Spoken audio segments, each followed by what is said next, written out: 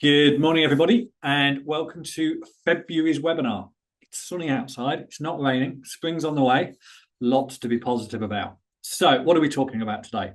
We're talking about AI and how consumers, potential clients of you and your business, are using AI to find businesses like yours. We know that traffic to Advisor Planner websites up to the end of January is up 118%. So we're going to talk about 7 things today that you can do to take advantage of that opportunity. When we dive into the agenda, we're going to be talking about how AI makes recommendations, how the 3 ways that consumers are using AI to find people like you, and we're going to get super practical and tactical with 7 things that you can do if you want, and an exclusive special offer if you want us to do a couple of them for you, that you can start doing in your business immediately afterwards. The eagle-eyed amongst you will have noticed we've got no Dan today. Dan is helping one of our clients with a branding project to launch a beautiful new business. So Abby is both Abby and Dan today. So Abby, do Dan's bit with the housekeeping. See this getting confusing. Bear with me. But no, yes. Really excited for today's session. I'm not going to drone on because we have got a ton to get through. But as usual, I can see plenty of names in the chat and in the attendee list that are familiar to us. So you will know that we would love your engagement as much as possible today. AI has to be the hottest topic of the year. It's something that we're all learning as we go. We've got our best practice, but we'd love to hear yours as well. Any challenges, any comments? Anything that you've been picking up while you've been using it, we'd love to hear it. So get involved, ask us questions, tell us if we're talking nonsense, tell us if something doesn't make sense, and we'll happily explain it in a bit more detail. And we have had a few questions coming in advance. So when Phil needs a slurp of tea, I will be picking those up. But equally, if you want to put yours in the chat, we will pick those up at regular intervals as we're going on and sweep up any at the end that we haven't had chance for. I will answer the most F of FAQs that we always get, which is, are you recording this session? And yes, of course we are. It will be uploaded to the video library on our website where you can find all past webinars with transcripts, but equally everybody who registered will get a follow-up email from me this afternoon with the recording, with anything we think that you will find valuable. And as Phil mentioned, a few more details about that exclusive offer. So Phil, talk to us about AI. With pleasure. Thanks, Abby. Right, so let's start by looking at the 3 ways consumers are using AI to find financial advisors, financial planners, mortgage brokers, businesses like yours.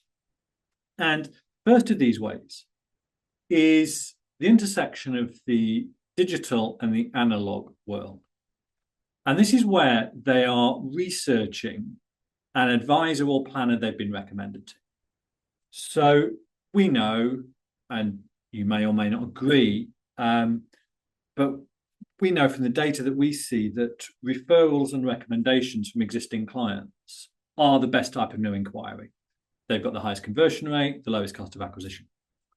But sat between becoming aware of an advisor because a friend or family member has recommended them on, and then the prospect taking action, traditionally has been Google.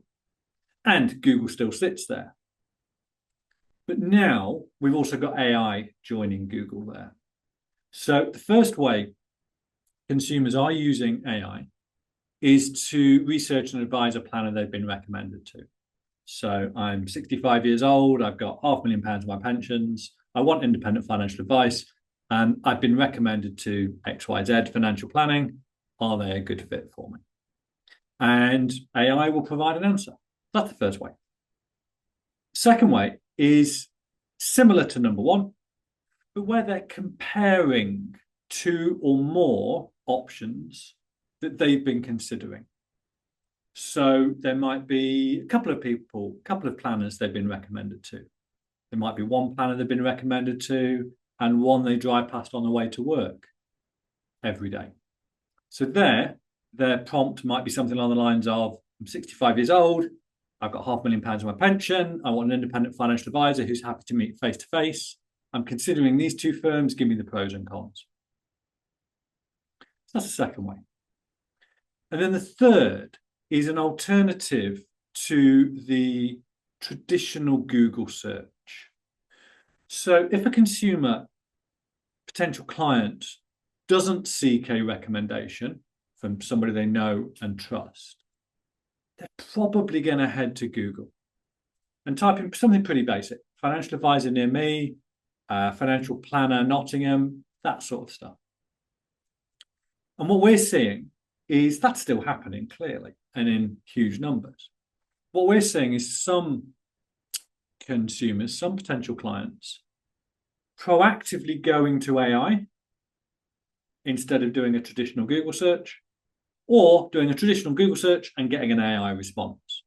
That's happening as well, or clicking the AI tab at the top. So those are the three ways that consumers, potential clients of your business, are using AI to find financial advisors and planners like you guys. So if that's how they're using it, what AI platforms are they using?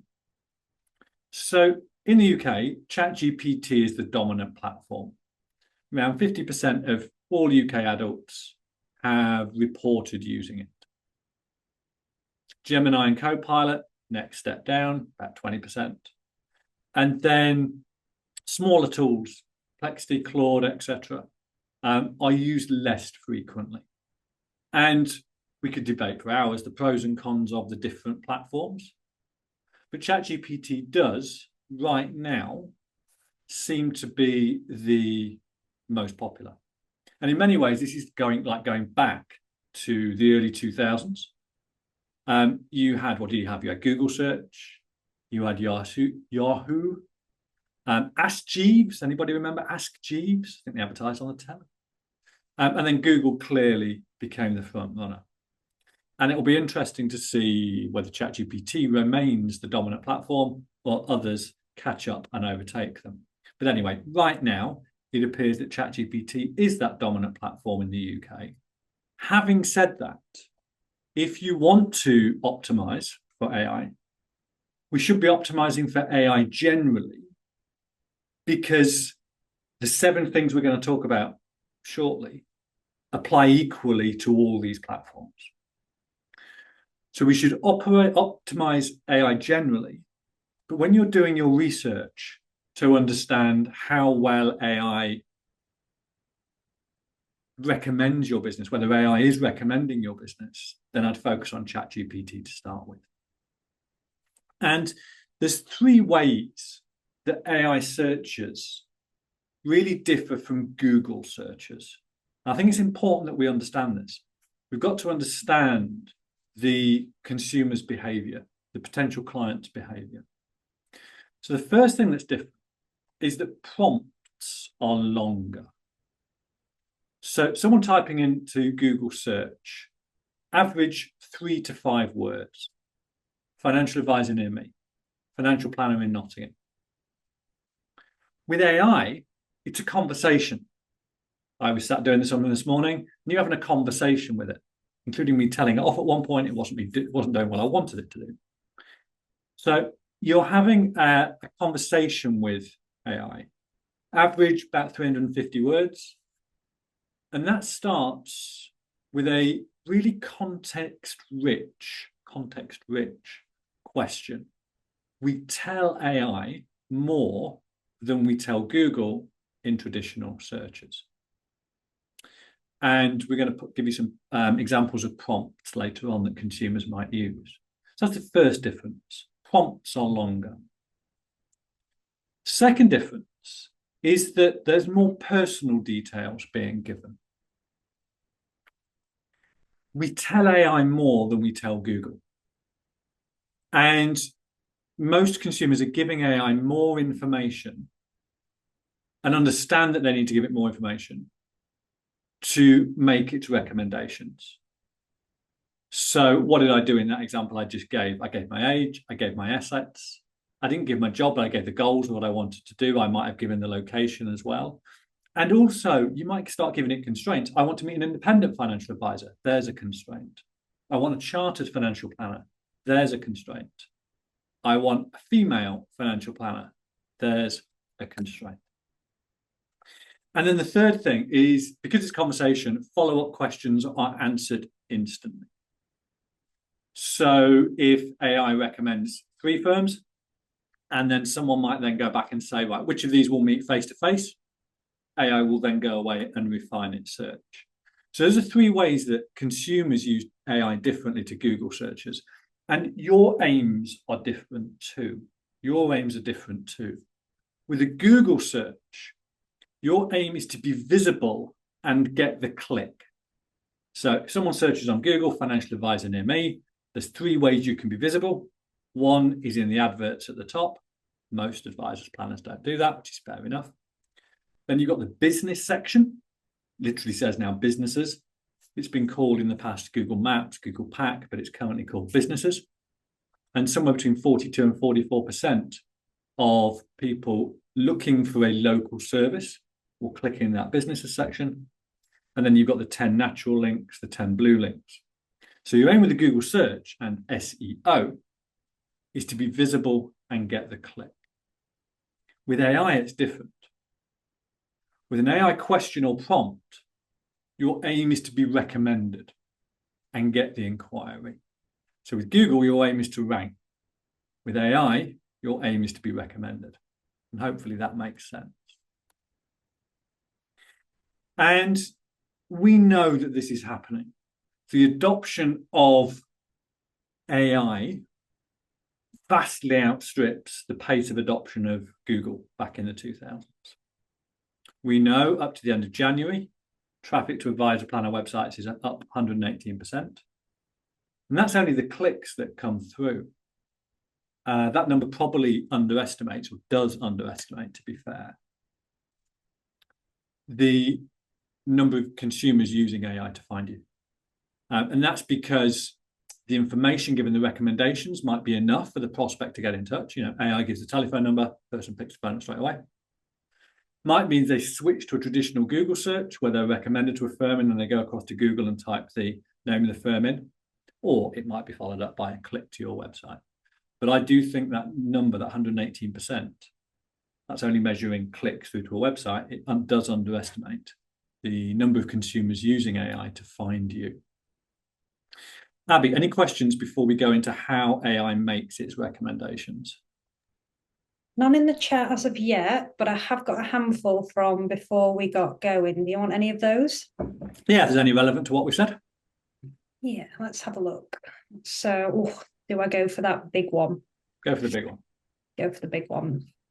Okay, so Martin asked, is this just hype? Are real clients actually using AI to find advisors? Are real clients, humans using AI? Absolutely. If we want proof, we can see that website traffic is up significantly. If we want further proof, we work with dozens, I think it's about 70 firms that we have on-track meetings with each month. We keep a marketing KPI dashboard. And in that dashboard, we record leads coming in from AI. I did a meeting on Monday, and the advisor had recorded 3 leads from AI in January. And it's definitely happening. The pace of change is quick, but it's starting from a really low base. So that's why people might not have noticed it just yet. I also think people might not have noticed it just yet simply because they're not recording new inquiries that come in the business. And maybe we can flip this round. Everybody on the webinar, just pop into the chat a yes or a no, whether you have had leads, any new inquiries from AI. Just yes if you've had inquiries from AI, no if you haven't. And what have we got? Oh, wow, thank you. Sally, yes. Adrian, no. Neil, no. Gavin, yes. I know you have, Gavin. Fiona, not yet. That's the attitude I like. Andrea, no. Ian, don't know. Kind of makes the point I said earlier. Scott, no. Martin, not yet. Carolyn, yes. Taylor, yes. Jonathan, for normal marketing. Oh, I'll come back to that. Robert, no. So it's split probably 50-50 there. 50-50. So it is happening. It's not hype. And frankly, if it does turn out to be hype, those boosted stock market valuations based on the AI valuations of firms might be something to have a conversation about. So no, I really don't think it's hype. Back to you, Abby. Any more questions coming through? Yeah, the floodgates have opened. Got a couple come through in the Q&A. So anonymous attendee, I know Dan likes those. He'll be sad to have missed that. They ask, if traffic is up 118%, does this mean that demand for financial planning in general is up at the moment? That's a really good question. I'm not entirely sure you can make that link, to be honest. I would love that link to be made. But quick plug for Vouched For tomorrow. I'm doing a Vouched For webinar tomorrow, and they've got some data really early on there around the proportion of people who will take financial advice and won't. It was quite depressingly low, the number of people who intend to take financial advice. So I would love to make that link and stand here, but I don't think we can. Back to you, Abby. Let's do some more questions. Very diplomatic. So both Danny and David have asked quite a similar question. So David has asked, how can someone tell if a lead has come from AI? I presume just by asking the prospect. And Danny said the same. How do you know unless you explicitly ask? Yeah, Danny, you're spot on. You've got to explicitly ask. Really early on, when the lead comes in, having a conversation, very simple, ask the prospect, how did you hear about us? And what we've got to remember here is the source, really important to recall the source, but the source is where the lead first heard about your business. It's not telephone, website, email. They're methods of communication. It's where they first heard about you. So referral from John Smith, referral from my accountant, saw a social post, drive past your office every day, typed into Google, typed into AI. And yeah, Danny, you're right, you've got to ask. Thank you.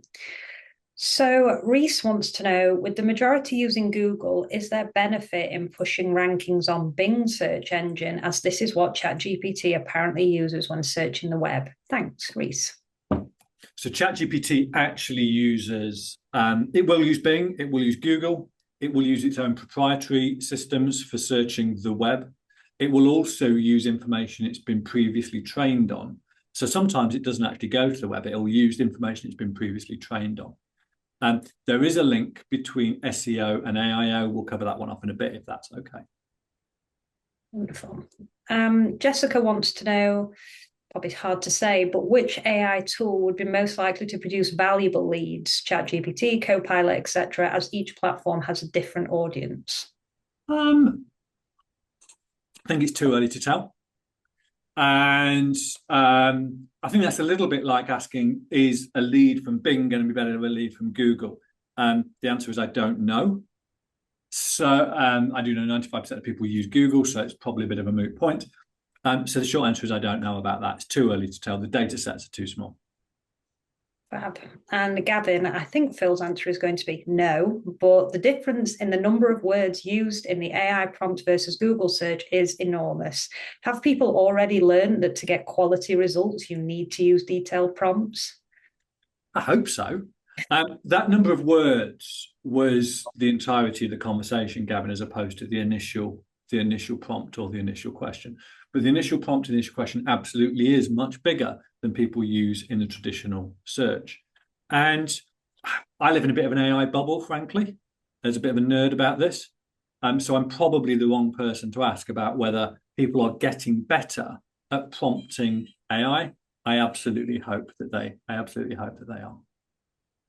Wonderful. Two more, and the biggies have come at the end. So Jonathan wants to know, if a normal marketing plan takes 6 to 12 months to bear fruit, how much quicker would you expect a proper adopted AI strategy to deliver?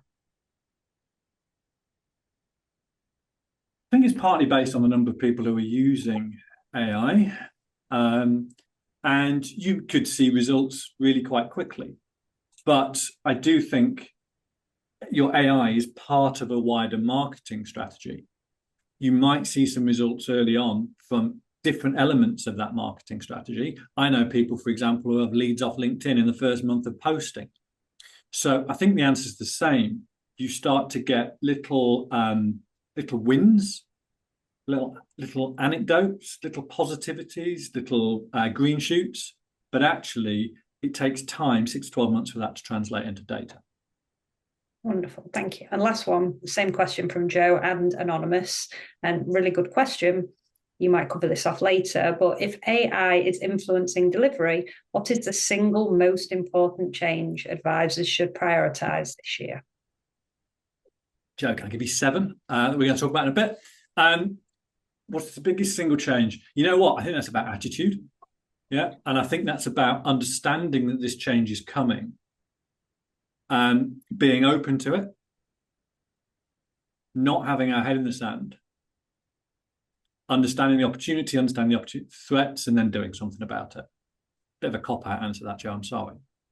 You're probably looking for one thing, but that's the one thing. It's about attitude, and then that, for me, flows through to the 7 things we're going to talk about. What a segue that was. Some fab questions there. Keep them coming. Right. Thank you, everybody, for those questions. Really appreciate that. Keep them coming, as Abby says. So where are we going to go now? We're going to talk about how AI makes its recommendations. And the AI tools basically follow a similar 5-step process. And I think it's important to understand this process. So first thing it does, it will interpret the prompt that the potential client, the consumer, has given to it. It'll understand things like location, the objectives, the goals, the aspirations that somebody has, any constraints. I want independent, I want chartered, I want to meet face-to-face, and the intent. What does someone want to get out of it? Do they want a list of 3? Do they want the best 3, etc.? It then searches the web, and it will use various different tools to search the web. It will also sometimes rely on data that it has previously been trained upon. And if you're a bit of an AI nerd, then when you run dummy prompts, and we're going to give you some dummy prompts in a bit, when you run dummy prompts, get a cup of tea and watch it, and watch what it does. Watch where it goes. We all know we can click the sources and watch what it does, but just watch the logic going through. Look at where it goes. And it's absolutely fascinating to see the different places on the web AI goes. And one of the things we need to remember is that AI doesn't have a secret stash of information over here that humans can't get access to. It's going to all the same places that we can. It's just doing it in a split second compared to how we can do it. So it will look for relevant firms on the web. It will look at directories. It will look at profiles on those directories. It will gather supporting sources and information. It will then review those websites, look at regulatory status. It goes to the FCA register. I've seen it not recommend firms because there's warnings on the FCA register about that firm being cloned. That feels really unfair because there's a consumer warning on there, and it's not the firm's fault if they've been cloned. But it does look there. It looks at third-party profiles. We'll get to things like vouched for in a minute. And it looks at your online reviews, vouched for, Google, etc. So it's gathering those evidence. Searching the web, step 2, gathering evidence together. Then in step number 4, filters for fit. So it compares what it sees on the web and as part of its research with the initial prompt, the specialism. Somebody wants independence, location, there's constraints, etc. So in step 4, it's comparing the information it's gathered and with the initial request. And then it forms a recommendation based on, ideally, getting back to Gavin's point about the prompt, the question or the required output that somebody's asked. Recommend 3 firms and give me reasons. Recommend 2 firms and give me the pros and cons. So the output will be based on what someone's asked it. So those are the 5 stages it goes through.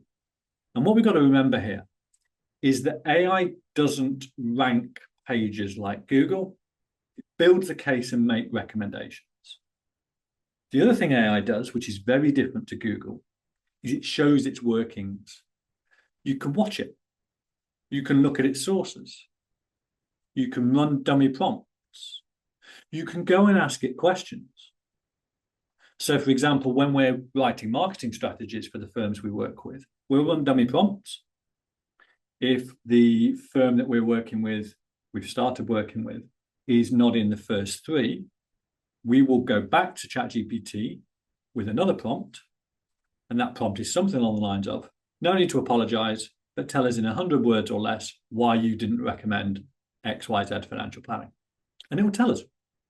And you can do something with that.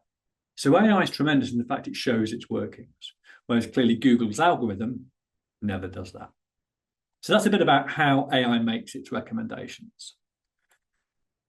So we've done a lot of theory in the first 26 minutes. We're going to move into some practical stuff now. Abby, any questions that we need to deal with now before we dive into the practical stuff? Let's just take this one from Matt. I think, is there any data or resource currently that indicates how frequently searches are made on AI tools for certain types, themes of questions to help us target our media, a bit like how we can currently look up Google searches, with Google Trends? No, not there isn't that. There isn't that now. I remember years ago with Google Analytics, you were able to see the keywords that people had typed into Google. Yeah, that was absolute gold. That got taken away, I'm guessing, maybe 10 years ago, 12 years ago. So no, it's much, much harder. And I think we've got to remember as well that people aren't typing short searches in, they're typing much longer prompts. Right, so let's start getting practical with this stuff. How do we take advantage of this opportunity? First thing, there's two areas that we need to focus on, or you need to focus on. Producing source information and building expertise indicators. Producing source information and building expertise indicators. So turning those two into practical things. What would I be doing? And this goes back to, I think it was Joe, your question. My number one thing is changing the attitude. 7 things that follow on are these. So the first thing I would be doing is adding really detailed FAQs to your website. AI likes that punchy Q&A format. It finds it easy to read. And what we need to do through FAQs is give AI the information it needs to answer the questions that humans are asking. The FAQs will also help humans as well as the AI who land on your website as well. And those FAQs should be extensive. I'm talking 50, 60, 70, 80 questions. Now, we have had some pushback sometimes from advisors who say that's too many. My pushback to them is, well, how do you know that AI only needs 20 questions to answer everything a human's going to ever ask about? So for me, we need to be giving AI all the information it might need to answer humans' questions, and then display it on a website in a way that it looks good. And I'll give you some examples in a bit. In a way that looks good and humans can easily find the information that they're looking for.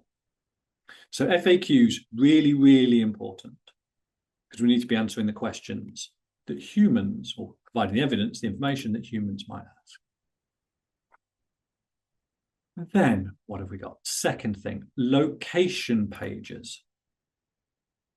These are really important because we know consumers often, assuming it's not a niche advisor, they're a dentist and they want an advisor that specializes in working with dentists, same with doctors, farmers, whatever it may be. So niche aside, we know that many consumers, perhaps even most, want to work with a local financial advisor or planner. For evidence of that, just go on to directories, Unbiased, Vouched For, and plenty others. And very early on, one of the questions being asked of the consumer is, what's your postcode? So people want local. So therefore, if people want local, they're going to ask AI for a local advisor, and it's one of the constraints about where they live. So therefore, on your website, we need to showcase, or you need to showcase, the locations where you typically work with clients. I know with Zoom and Teams now, you can advise anybody anywhere, but it's where you typically work, because what we're trying to do is match the information on your website with what humans are asking AI. So what we should have, or what I would recommend you do, is identify, probably start with 5 locations where you might advise clients, and then create individual location pages on your website, which is probably, to make this efficient, a copy of your homepage or your About Us page.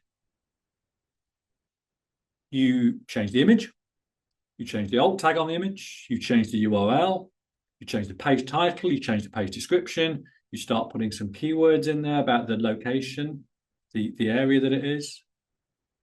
And you start to showcase the fact that if you're based in Nottingham, you would still advise clients in, I know the geography pretty well, which is why I've picked it, Nottingham, Newark, Bingham, Derby, Leicester, etc. So adding location pages to the website, really, really important.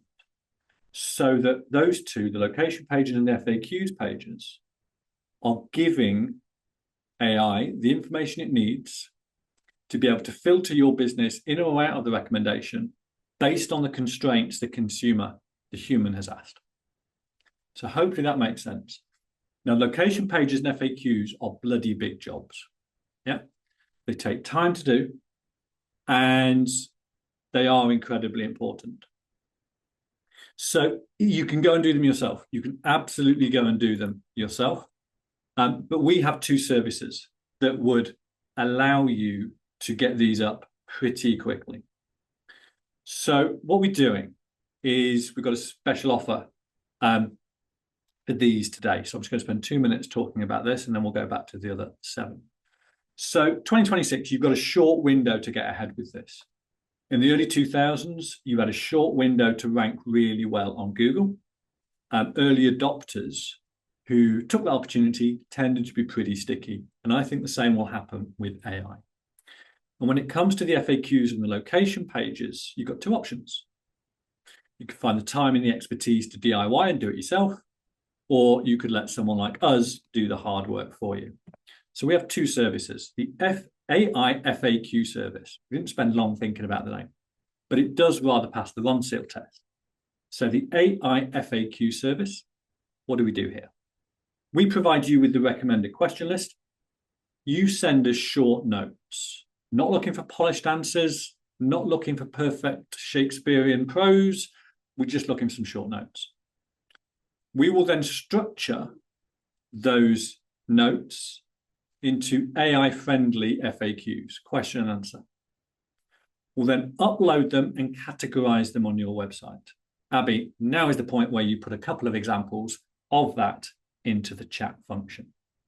So we'll upload those answers, questions, categorize them so a human can go and select the type of category they're interested in. And we charge £440 plus VAT as a one-off investment if you want us to do that for you. Then the AI location page service, again, passes the Ronseal test. We would identify 5 strategic locations and get you to agree on those. We would then create the tailored pages on your website using the existing structure and make changes to the page to ensure that they clearly demonstrate the presence in those local areas and the relevance. So for those 5 pages, it's a one-off investment, 475 plus VAT. It is not 475 per page, it's 475 for the 5 pages. Abby, put an example of that into the chat as well, if you would. Now, exclusive special offer on this webinar. If you want both of those, £823.50 plus VAT. That includes a 10% discount for today's webinar attendees and Yardstick clients. So if you come to the webinar today and you're not a Yardstick client, you still get the discount. Yeah. If you're a Yardstick client watching the replay, you still get the discount. So one-time fixed fee. It helps you get both your jobs off your to-do list. We do have a deadline on the discount. That's this Friday at 5 p.m. You can order the pages, the FAQs and location pages next week, next month, next year. Might have missed the boat if you do it next year. But you can order them in the future. But if you want the discount, that ends Friday the 27th at 5 p.m. And all you have to do, if you want it, email hi@theyardstick agency agency.co.uk with the words in the subject line, FAQs, location, or both. And we will do the rest. We'll be in touch with next steps. So it's a time-limited discount, 10% off. If you want that, come to us before next Friday, this Friday, 5 p.m. And all you need to do, hi@thearstickagency.co.uk, FAQs, location, or both in the subject line, and we will be in touch. Abby, any questions? Yes, we've got one about the AI location page service. Anonymous says, regarding location, what if you generally work from outside of the UK and everything you do is remote? Good question. I think I need to know a bit more context about that. And if you work from outside the UK, then that might imply you work with expats. So we might look at your website and build pages that talk about the type of expats you work with. Equally, if you work with expats, they will live in certain locations. So you might want to create location pages there. I think I need to know a bit more context about that. Might be better to take that one offline and email me, phil@theartstickagency.co.uk. All good. I can answer Andy's question in the chat as it's just sending another link. So you crack. Thank you, of course. Right. Then, number 3. Collecting reviews on Google and vouched for. I was once told that I bang on a lot about social proof. And that made me smile. That was a good thing, because I think I do bang on about social proof, but for bloody good reasons. And for years, social proof, online ratings and reviews, have been essential for impressing humans on their digital journey to your door. Now, though, we've got another audience, the robots. And Google and vouched for reviews are really great expertise indicators. They demonstrate, assuming they're positive, they demonstrate your expertise. They demonstrate the value you add to your clients. And AI, we know, uses Google and vouched for reviews to build its recommendations. If you go and use one of the prompts, we'll give you in a bit, pop it into ChatGPT, look at the sources. Vouched for, is generally one of the sources it goes to. From a Google perspective, it does look at those Google reviews as well. And Google reviews, of course, are linked to your search engine optimization. The more Google reviews you have, the better score you have, and the more recent reviews you have, the more likely you are to be in the Google business section, the more likely you are to rank highly on the Google search results page. So not only are online reviews great for humans, they're great for AI as well. So for me, I would be prioritizing this year the collection of reviews on both Google and vouched for. Really, really important to do both. If anybody wants me to talk about how you do that, very, very happy to do it. If anybody wants to ask that question. If I've banged on about enough over the years and everybody knows, that's cool as well. Number 4. AI is crawling the web. And you can't control where it goes when it's replying to a human's prompt. Nothing you can do to control where it goes. But you can control what it sees. You can control what it sees. And what you want it to see, wherever it goes, is completed information, accurate information, and up-to-date information about your business.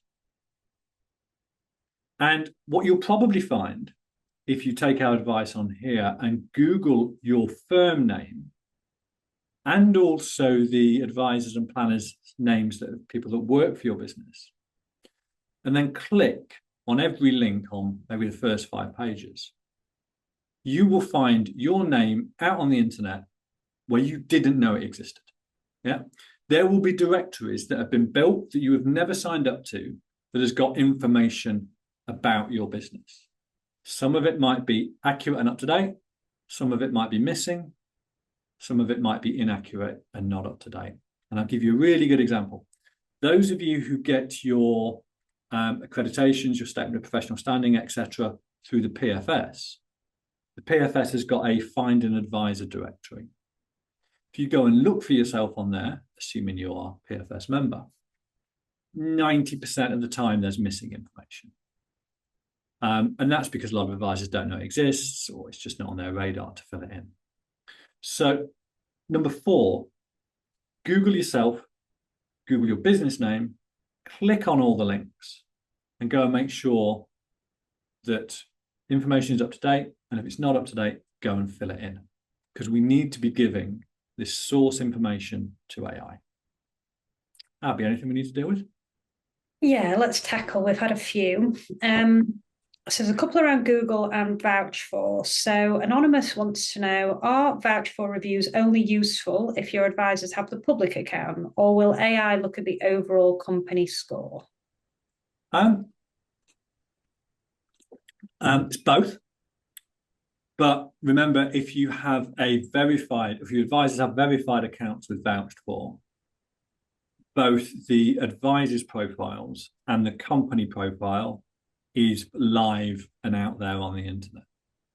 So my understanding is, if anybody's got a different understanding, then please tell me. But my understanding is, for your profile to be live and discoverable online, it needs to be a verified membership. So the answer there is probably you do need a verified membership. Remember, that's at advisor level with Vouch4, 50 odd quid a month plus that. And then that's aggregated to the firm profile. Thank you. And then both, I think maybe the next word to come out of your mouth, but Sarah would like to know, is it better to do Google reviews or Vouch4? 100% both.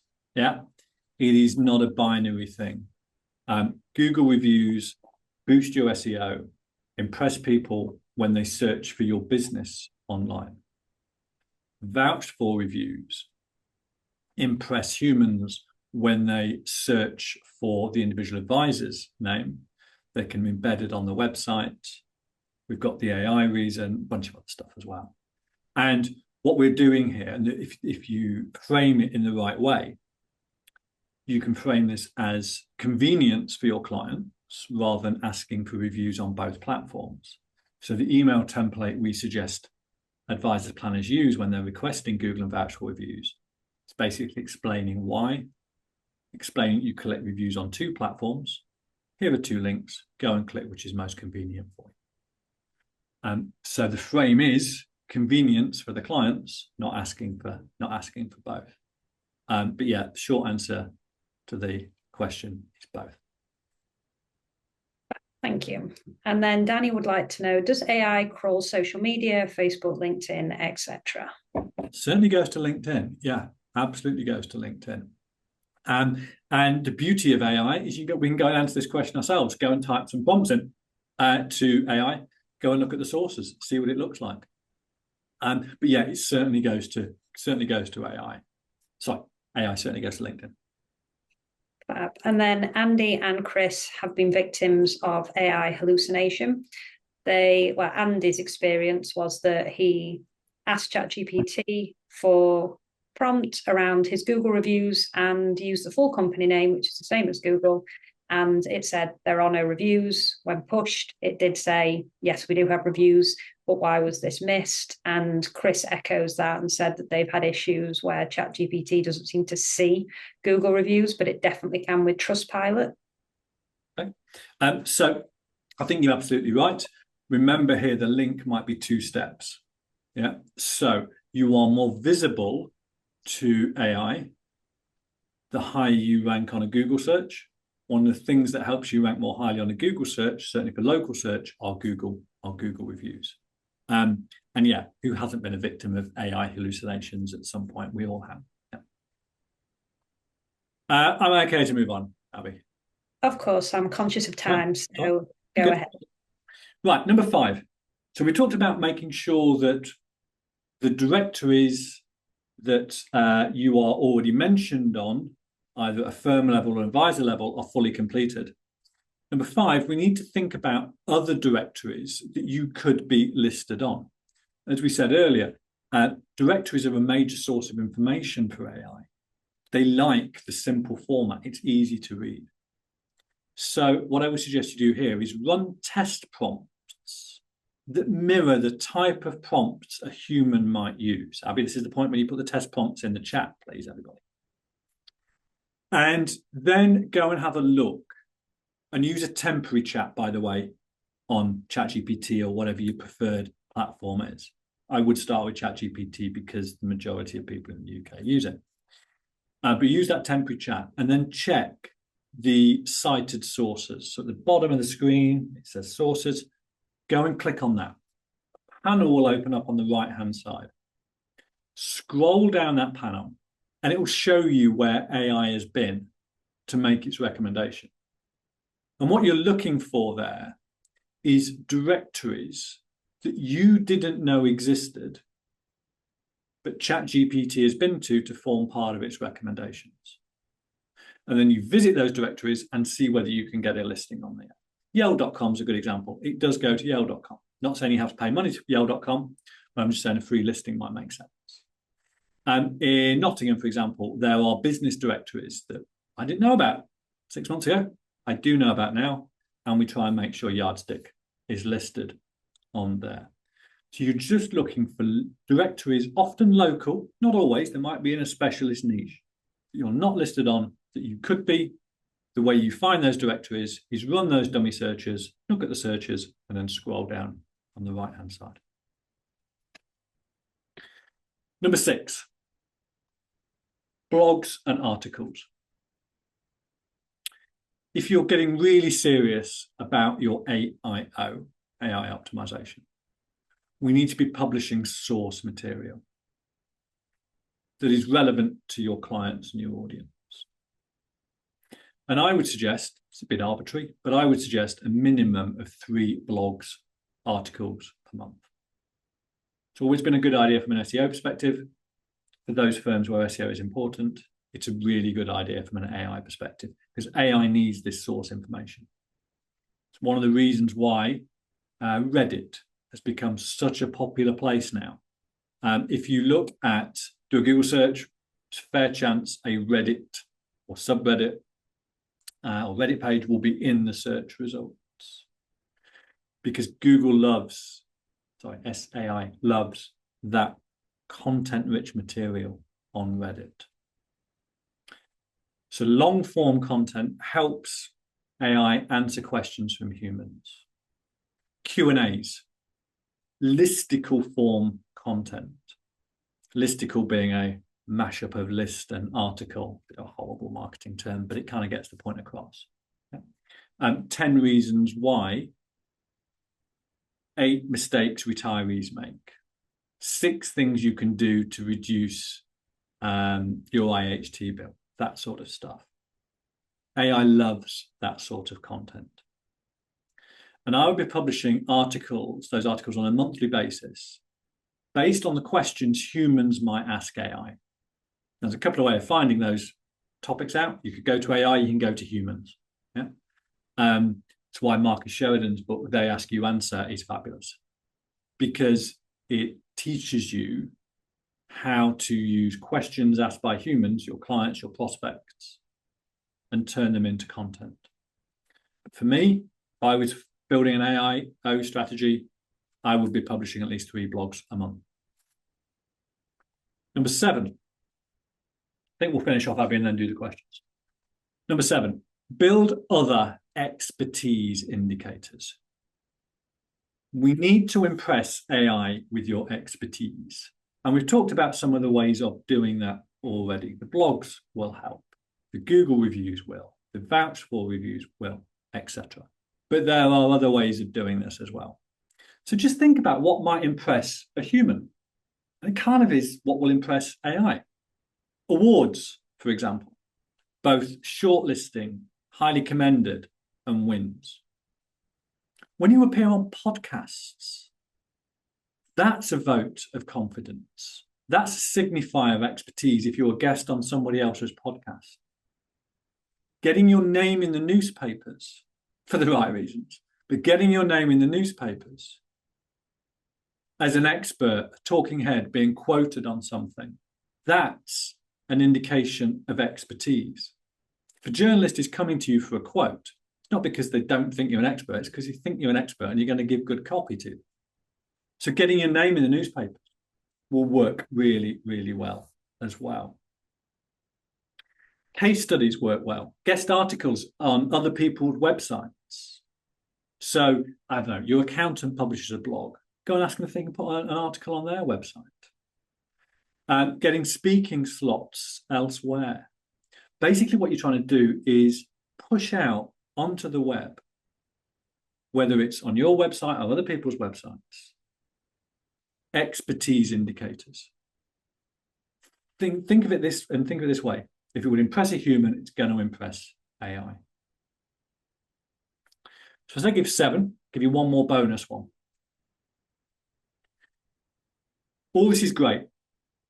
And if you do these 7, you will see more traffic coming to your website from AI. You will see leads coming from AI. But you need to be prepared, I think, for potentially tougher first meetings. And the reason for that is that AI does more than give the recommendations.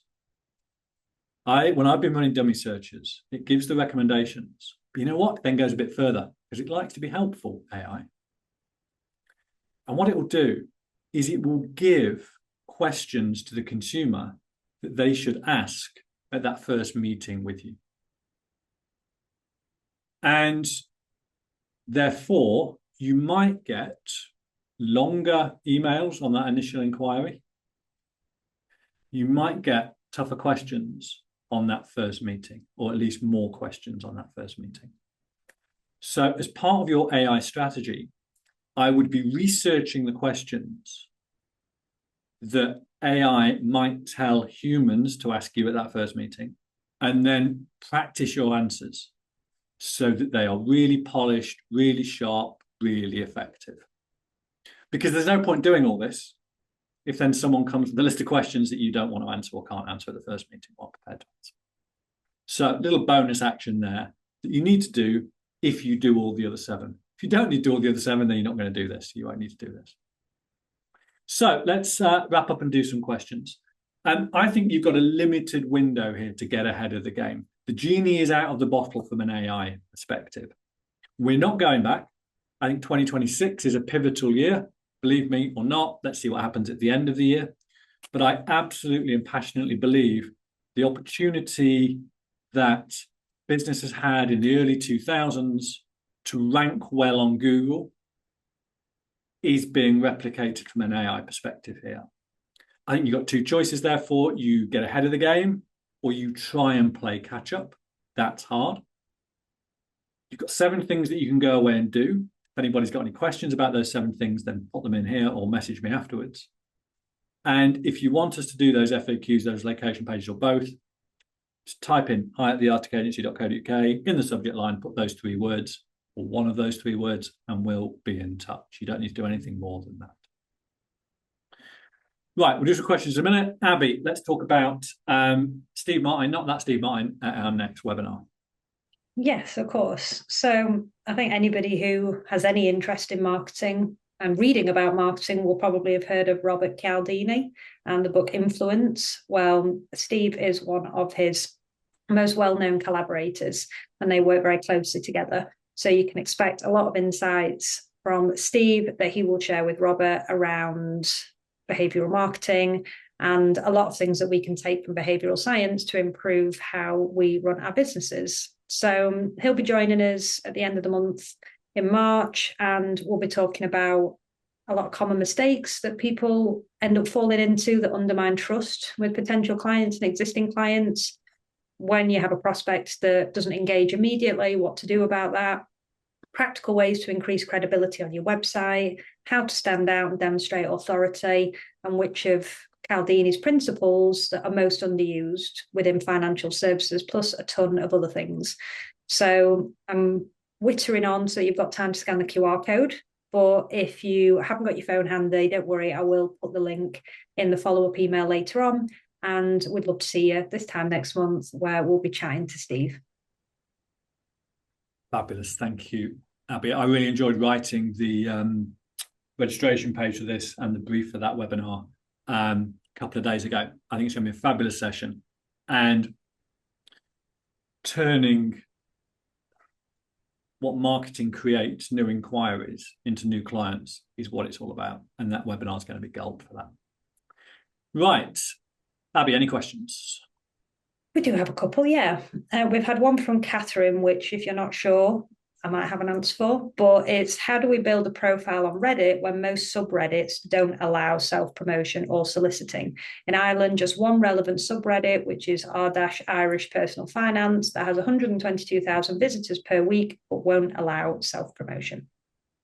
So I think for me, this applies to things like Facebook groups as well. I think the first thing to do, and it sounds like you've already done it, is understand the rules of the subreddit. And I guess you've got a couple of choices here. You go and build your own and start from scratch, or you go and piggyback other people's audiences. And I'm a much bigger fan of piggybacking other people's audiences because the hard work of building that audience has already been done. But you do need to understand the rules to start with, what you can and can't do. And if it doesn't allow self-promotion, I think it's then a case of finding out, well, what classifies as self-promotion? Because you could go on that subreddit and add tons of value by just answering questions. No self-promotion, no, if you want to learn more, get in touch. But just giving really factual information, being really, really helpful, be on giving mode all the time. And then ultimately, when somebody does move themselves in market and is ready to seek advice from a professional, they might have remembered your name and then go and do the Google search or the AI search. So for me, I would understand the rules. If the rules allow you to provide generic information and helpful information, then do that. And if you do that enough, you don't need to self-promote. It'll take care of itself. Fabulous. And Jack wants to know, how would you feed qualifications to AI / how does it find your qualifications? So I think that's about on the individual advisor pages for your website. So you should have a team section for your website, or if you're a sole practitioner, you are that person. On the team section, each individual member of the team should ideally have their own individual page. And on that page, you should talk about the advisor planner. And remember, power planners and admin staff have qualifications as well. So there you would talk about the accreditations that those people have got, and you talk about the qualifications that they've got as well. And I would be listing the constituent parts. So I wouldn't put achieve level 4. I would be listing the constituent parts of the person's level 4 status, or whatever that might be. G10 with an explanation, G20 with an explanation. I'm dating myself now by talking about G10 and G20. But that's how I do it. I do it on the individual team pages. Fab. And then any more for any more, but at the minute, this is the last one from Chris. And he would like to know, what's your view on using AI to write those 3 blogs / articles every month? Dead internet theory? I'm not actually sure what dead internet theory means, so I wouldn't mind an explanation about that, Chris. But I can answer the first part of the question. So would I use AI to write the blogs? Honestly, no, I wouldn't. But I do think it has a part to play in blog creation. So blog creation or article creation is a bunch of steps. Ideation, what are you going to write about? Research, getting the information you need. Writing, editing, and proofing. Ideation, AI can help with. Research, it can help with. Check your sources, make sure there's no hallucinations there. Personally, I would write it myself or get somebody to write it for you. AI can certainly help with the edit, and different forms of AI can help with the proofread, Grammarly, that sort of stuff. So for me, producing a blog or an article or a guide or anything that's written, I break it down into its constituent parts, think about where AI can help, think about which tools you could use. Would I use it to write it? No. And well, we'll end with a nugget of knowledge for you then, Phil. The dead internet theory suggests that the internet has become predominantly and populated by AI-generated content and automated bots with human activity in the minority. Interesting. I hear that a lot on LinkedIn. I think there's a doom loop on LinkedIn of people using AI to write posts about people writing too many posts with AI. And it kind of doom loops around that thing. Guys, thank you so much for your questions today. Really appreciate the time everybody spent with us. Appreciate the thoughtful questions as always. Hope the answers have been useful. Go and register for the session with Steve, Martin. It will really help turn your marketing into business growth. See you this time next month. Cheers, everybody. Bye-bye.